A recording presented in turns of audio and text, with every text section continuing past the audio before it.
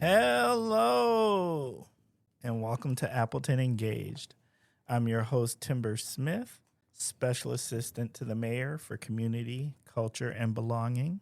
And Appleton Engaged is a podcast that explores the many people, organizations, and resources that make our community a great place to live, work, and play. So whether you're a longtime resident or just getting to know Appleton, join us as we learn more about our community together. Hey, Appleton Engaged listeners. All right, how's it going out there in podcast land? It is me. You are stuck with me solo, so I just want to take a quick moment and send a special shout out to my normal co-host, to Andy and to Sarah. But today you are stuck with just me. But I promise I will hold the torch high here in the podcast world of Appleton Engaged. All right, I am super excited about this week's guests. And what makes this even cooler, at least to me, is this organization was our very first episode of Appleton Engaged. So they've been along with us this journey from the beginning until today, which is super awesome. And for a really long time, it was also our most listened to episode, which says our community truly cared about our newcomers who are coming into our region. Well, maybe that kind of gave the hint for who is our guest this week.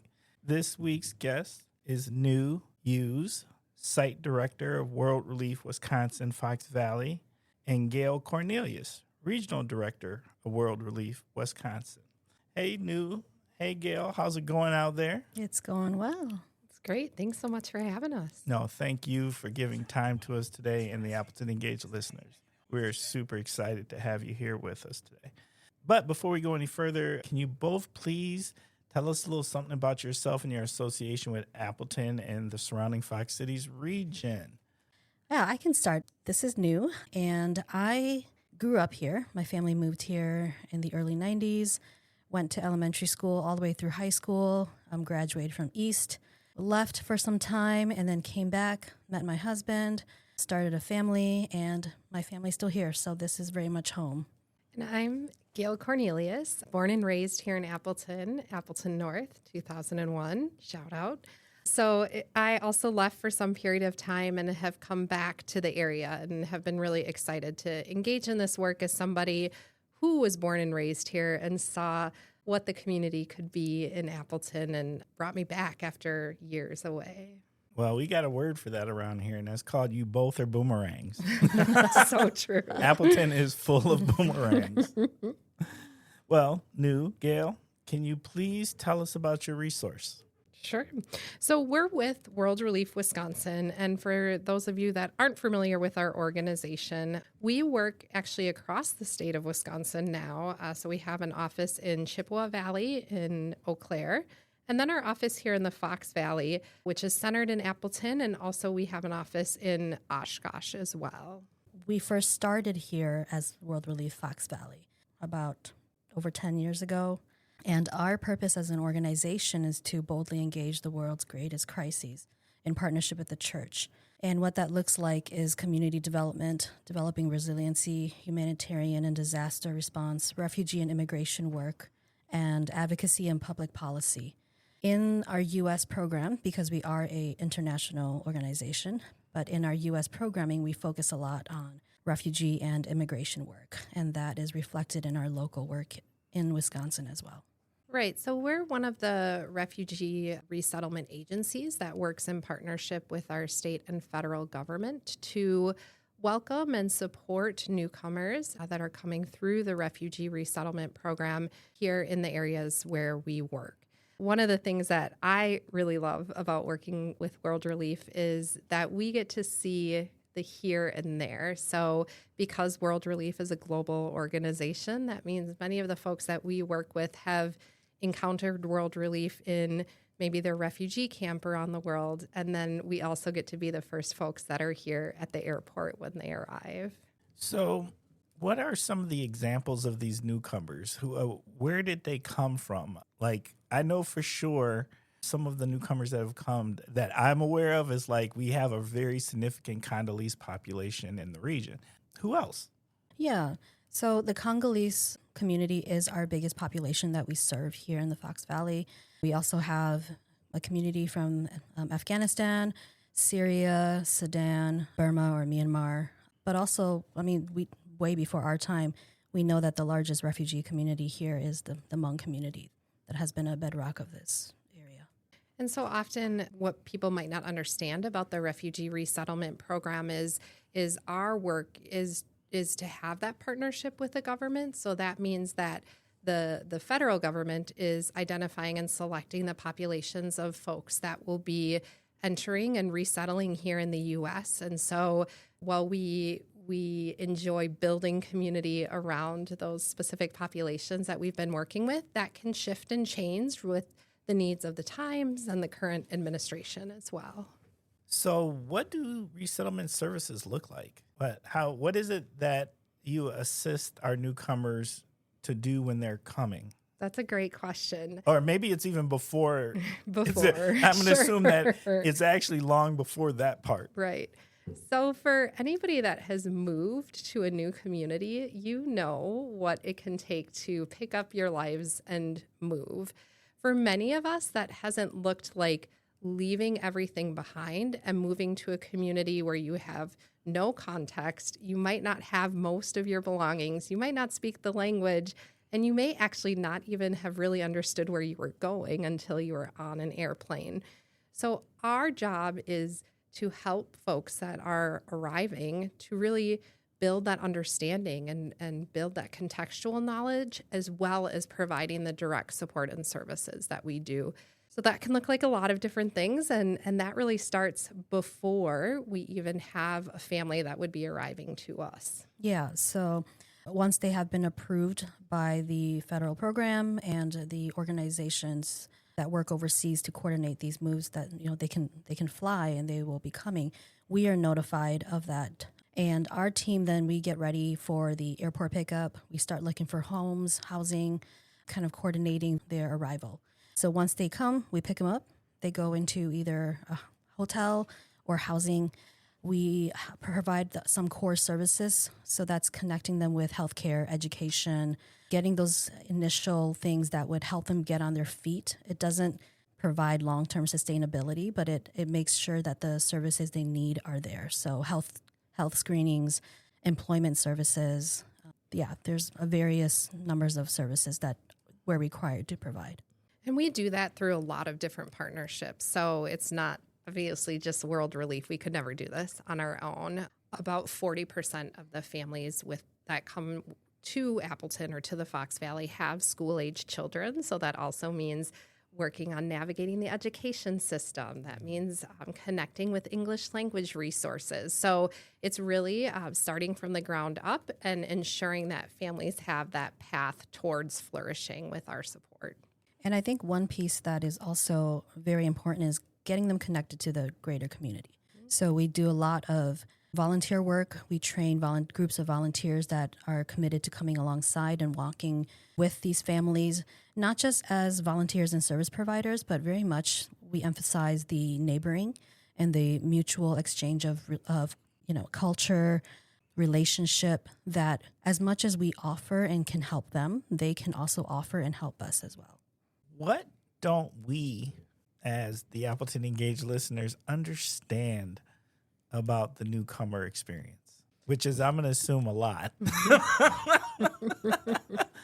But if we were to engage a newcomer, what would be helpful for us to know? Sure. Well, I think first and foremost, if we go back to even the very beginning, a lot of folks don't really understand what is a refugee, for example. So a refugee is somebody or a family that has been found to have a well-founded fear of persecution in the place where they are coming from. And so that can be any number of reasons. It might be because of a particular group that they belong to. It might be because of their religion. It might be because of, war that has broken out in their country. And so the refugee process is a very defined process, and it means that there are many, many steps for folks to be screened, to declare themselves as a refugee, to be received and welcomed to a different country. And so there's a lot of challenge that comes with being a refugee. And they have often gone through significant trauma, and they are not always, necessarily wanting it. Definitely, they don't want to leave their homes. I mean, this is a really hard decision to have to make, and it's often not their own decision to make. And so the work that we do, we are a Christian organization, so we do this as part of our calling and a way to be those arms of welcome for folks that have been through these kinds of experiences. Yeah, and I would also add, coming from a refugee background myself, I am part of the Hmong community in the Fox Valley, that, we are very resilient people. And I want to go back to that strengths piece, that as much as we need help, and the people that come here in those first few formative years need help, they are very willing and wanting to give back to the community that has opened their arms to them. They are very proud to make that journey towards becoming Americans. They're looking to develop a future, not just for their immediate family right now, but for the generations to come. I see that as a pattern. The different populations we serve, I see that in the Hmong community, that it is always about the next generation, that we want to build a better future for our children. It feels like, and I don't know for sure, but that's why I'm asking the experts. It feels like there's been a lot of change that has happened within our immigration world. Has any of these changes had any impact on World Relief in any kind of ways? And if so, certainly. I don't think it will come as a surprise to many that the changes that we've been experiencing over the past 6 or 8 months have been very significant. The issue of immigration, broadly speaking, has been one that has been on the forefront of our national conversation. And certainly the work that we do with refugees has also been a part of those conversations as well. So with the current administration taking office in January, we did experience several impacts nearly immediately. The first being that the resettlement program across the country was shut down or was suspended for a period of time. That period of time was designated as a review period, but now, while the program is technically reopened, we have seen very, very few families that have been able to be approved to travel and to arrive here in our communities. The other thing that happened was that in addition to suspending the program for new arrivals, we also experienced the cut of the funding related to folks that had just arrived here in our community. So that meant we were serving nearly 125 individuals that had arrived over the course of the past 90 days, who typically come with some financial resources as part of this program.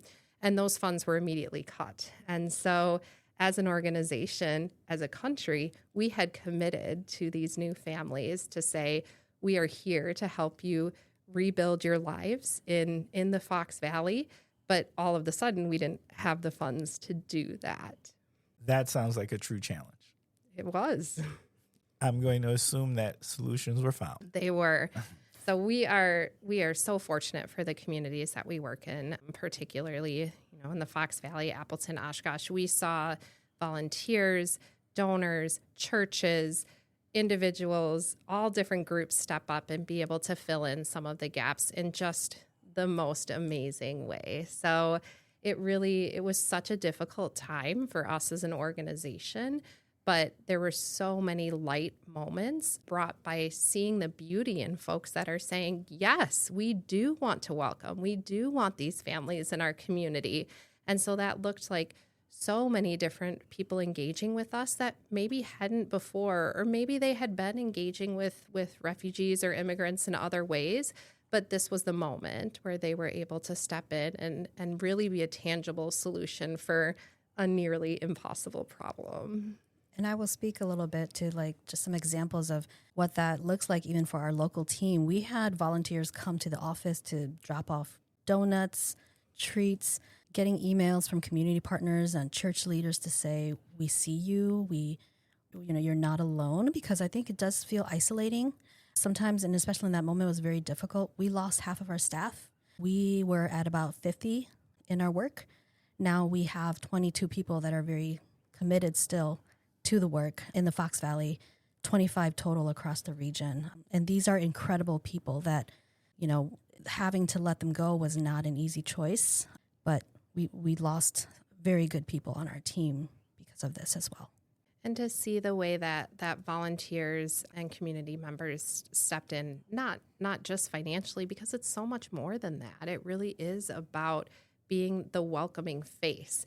And we used to have a lot more faces to do that. And so we have leaned into volunteers, leaned into those community members to say, help us, be our hands and feet of Jesus out here in our community as well. I am not surprised that our community stepped up like that, because that is who we are. Couldn't be more proud about that. It matches the culture. Do you have any idea, ever since this program has started, how many newcomers, refugees, have you been able to assist? We do. We are at nearly 2,000 individuals in the Fox Valley community that we have been able to welcome here and help them on their journey towards belonging and becoming our community members, our neighbors and families that we engage with. Still, even if we did work with them 10 years ago, we're not officially working with them anymore, but certainly we have lots of relationships that we've maintained with all of these newcomers. Oh, I'm sure they ain't gone nowhere. No, they're here. They're here. I once heard like an interesting statistic around, or maybe it's a statement of fact around that they are likely to stay here in the community, raise a family in the community, and then their children stay in the community. Yeah, I would say so. I know we have certain populations, like if they don't have any established community here, they come and they're like, oh, we might not stay, because what they think about America is New York City, Seattle, Texas, the bigger cities. What, not Appleton? No. But you hit the nail on the head there where they get here and they're like, you know what, this is a great community to raise a family. Or they will hear from relatives that live in other places and say, tell them it's really expensive and it's difficult. And so we do have a lot of families that end up staying and really just, generationally want to be here. We've had certainly families that have left because they have thought there would be better places for them to go across the country, and then actually returned right here to our community because, the grass might always look a little bit greener, but I think the Fox Valley, Appleton is a great place to be. Oh, they boomerang too. Yeah. Exactly. They start early. What are any misunderstandings or myths that people might have are newcomers and the work that you do? I think particularly in the climate that we just discussed, where there's a lot of myths around immigrants and immigration as a whole. One of the things that we hear a lot is, oh, well, refugees come here and we're spending all of our money on providing this kind of support, that this is coming from all of our tax dollars. And one of the things that I like to remind is that as we've been talking, these folks really become integral members of our community. They're paying their taxes from day one. And we've seen study after study after study that has shown that refugees that are resettled in communities economically contribute much more than we have ever been able to provide financially to them. So they are contributors. They are looking to become part of our community and build those important relationships and have jobs and raise their kids in our schools. And so I think I often struggle with is the view of refugees or immigrants as the outsider, when in fact they're here to be insiders in our community. Yeah, I would say, I think there's a true entrepreneurial spirit among newcomers. If you look around, they are not afraid to take risks. When their whole life has been about taking risks and living on the edge, they come here and with very limited English or understanding of the system want to start businesses, want to start different initiatives and community groups. And so I totally agree that they have a desire to give back to the community, and it may not look like something we would consider to be a traditional route, but they are bringing rich culture and diversity to the area with the way they think and the way they're making decisions and wanting to give back. At this time, could you both please share a story that will help the Appleton Engaged listeners understand the impact that World Relief has had in our region? I will start. So this is New speaking again. I had some time to work overseas and working with refugee populations awaiting resettlement. And so I'm going to share a story from that experience to kind of give our listeners a picture of the life of refugees before they even come to this country. In the country that I worked in, we worked in an urban environment. We worked with refugee youth who were detained for various reasons. And while in detention, our team would go in and do GED prep for them as they await their resettlement into a third country. And there was a group of young individuals who came into this country for various reasons. One of them was caught up in this is hard to say because, just thinking about where they came from, was caught up in the civil wars of his country, so his parents sent him away. Another young lady was tricked into the black market organ trade and escaped. And then we had a young man who was in the country for religious persecution with his family. But we would go in once or twice a week, depending on how often can we get there, to do some English tutoring with them to prepare them to go to the country that they're going to be resettled to. A lot of times it would have been the U.S., Canada, Germany, or Australia. When one gentleman during COVID was given his approval to come to the U.S., I was honored to go to the airport with him and his caseworker. He arrived to the airport at like 4 a.m. in the back of a detention truck. But he was just beaming and so happy. And we wished him farewell. We sent him off alone. And in my head, as he was walking into the security check, I was just like, I wonder if America's going to welcome him. And I had said at that moment that if I ever go back to the U.S., I want to experience the receiving end, to experience the people that would, to experience what it would be like to welcome him on this end.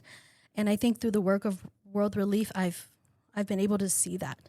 As I saw this young man being sent to the U.S. through his approval process, I have also been at the airport here in Appleton to receive families and see that.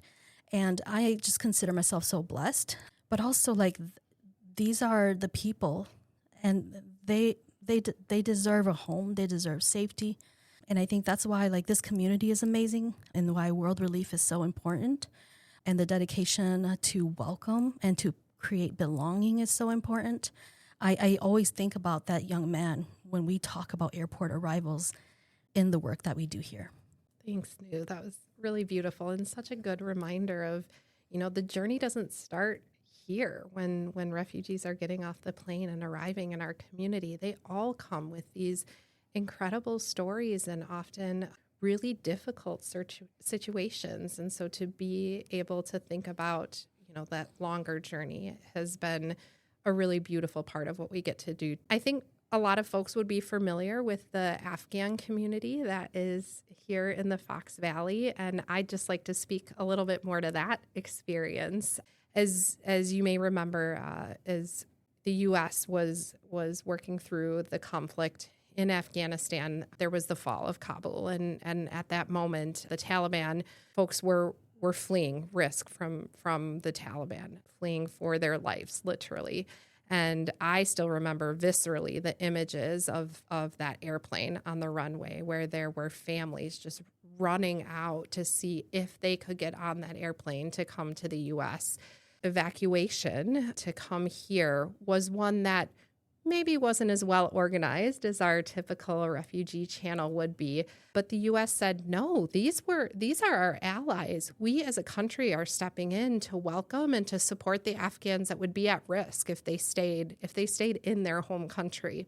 And so the way that looked meant that, World Relief didn't have necessarily the full plan in place. We didn't have all of the checklists and, everything that we would normally do as part of the resettlement program. But what we saw here in Appleton was an incredible outpouring of community support and specifically volunteers. And we have gone back and actually crunched some numbers around that. And just with the number of volunteer hours for folks that showed up to support our Afghan community, that would be like having an additional 9 full-time staff for that period of time. So that's incredible. I mean, that's an incredible testament to this community and to the way that we are able to welcome and support folks that are coming from all over the world. And my favorite part about that is, that's a beautiful story. That's a beautiful way to demonstrate how volunteers can really be such an incredible part of people's lives.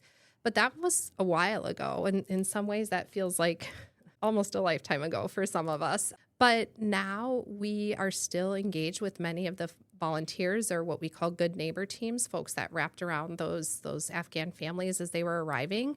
And they're still in these families' lives. They're still walking alongside them years later as part of their journey here, and have become their friends and their literal neighbors in a lot of cases. And so I think that is just, it speaks incredibly about the people here in this community and the spirit of welcome that we have. And we hear the stories every day of volunteers taking their Afghan friends to the driver to get their driver's license or do different things around the community still. And so it's a bond that gets created. And that's a really cool thing to be able to be a part of too. Are there any upcoming initiatives, events, or engagement opportunities? Sure. So in this moment of time, it is a little bit difficult to plan for what we're looking at for future initiatives, opportunities, events. We have them, so we'll definitely plug away.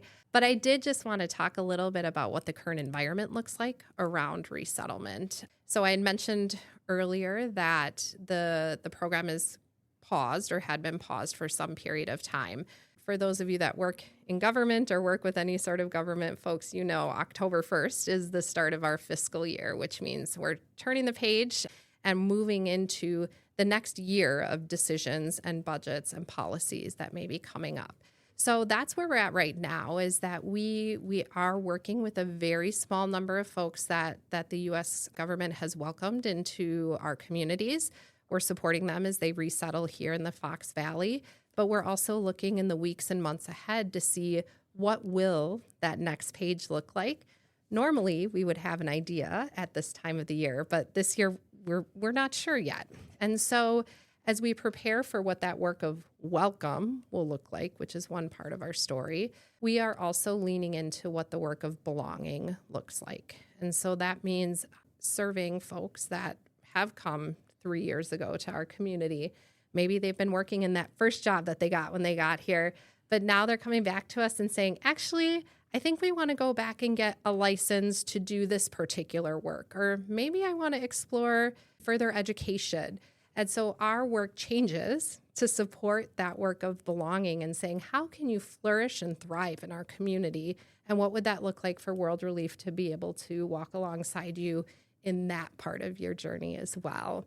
So you will see some initiatives come out from World Relief as we're moving into this next season, to be able to say who would like to engage with families that maybe haven't just arrived, but folks that have been here for some period of time, that are looking for new opportunities to connect, or new ways to build, or new ways to thrive here.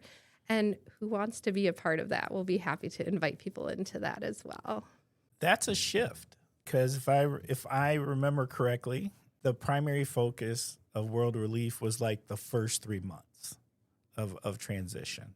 That's right. So that was the Federal Reception and Placement Program, which provided support for families for 90 days after their arrival. We have continued other partnerships with the government, both state and federal government, that allow us to partner with families for up to 5 years after their arrival. So those programs are continuing to be built out to support, but that's also where we're leaning in with a lot of our energy and thinking about new volunteer opportunities, new community partnerships that might be interesting to engage folks that are at that stage of, really truly being our community members, as we talked about. Yeah, and I guess I will say that is one of the misconceptions of resettlement work too, is a lot of community members think we only help the newcomers for 90 days and then we drop them. These extended programs that care for them they have always existed. So they're not a response to the current situation. It's just that they were lesser known, I guess, because so much focus was on that initial arrival. That's good to know. That's very good to know. What can the community do to be helpful?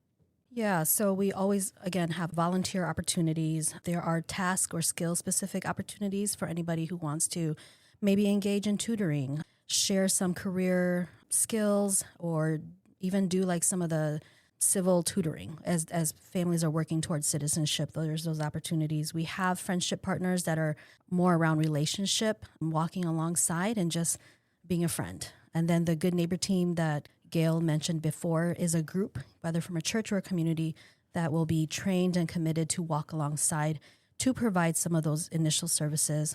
But in the belonging phase, then they would help to support some of those ongoing growth and development plans for the families or individuals. But then also to trade culture, food, relationship. There is also a ability to give. We do rely a lot on private partnerships and donations from the community. There's also need for possibly emergency food cards or grocery gift cards. We are anticipating changes to the eligibility of our clients when it comes to SNAP and food stamps. So we are doing our best to kind of not provide a long-term solution, but just have something in place for that first response. And then advocate. We have been really intentional in the last few years to work towards not just answering and responding to change, but working to change the system and influence and impact both sides. We are a bipartisan organization. We work across the aisle to really advocate for policies that are fair and just. So if you want to learn more about that, you can check out our website. And then lastly, just to be a good neighbor, like be friendly, be welcoming. A smile and a hello goes a long way in the community. And I think that is one of the easiest things we can do without, committing to something bigger if you're not ready to take that first step. I can handle that one. Yeah. I got the smile thing on Yeah, lock. you do. You kind of mentioned this in your statement before new, but who can people contact or how can people contact if they would like to learn more? Yeah, I would say our website is the easiest resource because it has all our addresses, where we're located, phone numbers, the different programs that we have, the different services we provide, the volunteer opportunities, and you can just go to worldrelief.org/Wisconsin for that information. From there, you can also sign up for our monthly newsletter. So if you are interested in keeping up with what is happening with refugees in our community, what's going on with World Relief, please do sign up for the newsletter. We promise we won't spam you. It is a monthly message from us here locally. Are there any additional things that you would like to share with the Appleton Engage listener that maybe we didn't ask a question about? I think just knowing that there are opportunities to continue to support and to be that welcoming presence for folks in our community. But I do want to emphasize one more thing that New already mentioned is that advocacy is so critical in this time. If you have walked alongside a refugee family, if you have been one of those folks that have provided that sort of smile or welcome, please know that your voice matters to our legislators as well. The Refugee Resettlement Program is enshrined within law with the Refugee Act of 1980, which means that, Congress controls a lot of that. And so they need to hear if this is something we want to be able to support, it can't just be coming from us here at World Relief. We want to hear your stories and your experiences in the community, and that would be really important for our elected officials to be able to hear too. And that did jog my memory for one thing. We are open to speaking at events and sharing more with your group as well. So if you think it's worth it to have us come and kind of share about our work or even just immigration and refugee in general, please reach out and we'll be happy to discuss that with you. Okay, well, it's my favorite time of the podcast, and that is shout out time. So, Gail, New, who do you want to shout out? Yeah, I think just the Appleton Area School District, our healthcare providers. A lot of the clinics here have been so great with everything a lot of refugees come with high medical needs, and trying to navigate that system is really hard. So shout out to the Mosaic and Partnership, the Literacy Fox Valley, and the churches and the wonderful volunteers that come alongside and support our team, that welcome newcomers and just love so well. Would also like to just recognize the city of Appleton, because we have been able to partner with a program where we have been able to connect through that partnership with different community organizations and folks within our community to help educate about the needs of refugees and the different backgrounds that they might be coming from. So that really helps us to lean into and create a welcoming community here in Appleton. All right. Well, Gail, we just want to say thank you. Appleton Engaged listeners, we are going to start wrapping up this episode at this time. Thank you for giving us your minds and ears. Thank you for spending time with us. Thank you for caring about another amazing resource helping to make our community a better place, a stronger place, a more welcoming place. This here is important work and true impact in our community. So if you have that itch to be helpful, please take your time and reach out to World Relief. This is a great time where they could use those extra resources and those extra set of hands to help our newcomers. All right, Appleton Engaged listeners, you already know what I'm going to say. We are trying to become the #1 podcast in Northeast Wisconsin, and we can't do it without your help. So if you're listening to this podcast right now and you're thinking, Timber, you didn't ask the question I wanted you to ask. Well, you know what? You can tell me what you would like me to ask. Go ahead. If you would like us to change some things, ask some new questions, please feel to reach out to us. If you're listening to this episode and you're thinking, we need to be on there, we have a great resource, please reach out to us. Or if you're listening and you're saying, I know the resource that you need to have on here, please reach out to us. And you can reach us at belonging@appletonwi.gov. Once again, that is belonging@appletonwi.gov. Also, we here at Appleton Engage are firm believers that an informed community is a stronger community and a community that promotes belonging. And one way to become more informed is by listening to this podcast. So if you could help us if you are listening right now and you see the opportunity to press subscribe, press that button. If you have the opportunity to write a review, please take a few seconds and give us a quick review. And if you have an opportunity to give us 5 stars, press the 5 stars. These are all things that increase our analytics. And the better our analytics, the more eyes and ears in our region learn about this amazing resource known as the Appleton Engaged podcast. Okay, Appleton Engaged listeners, normally we have a closing statement by one of my co-hosts, but today you're going to get one from me, and that statement's going to be this. I so appreciate the work that is done for our newcomers.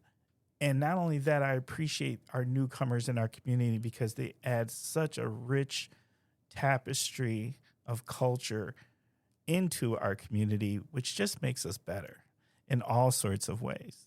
Whether it's things we learn about how they do things, whether it's about how they move, what their education is, the foods they make, how they dress. It's all educational and it all makes us better. So if you have the opportunity to engage one of our newcomers, please do. And remember to do it with a smile.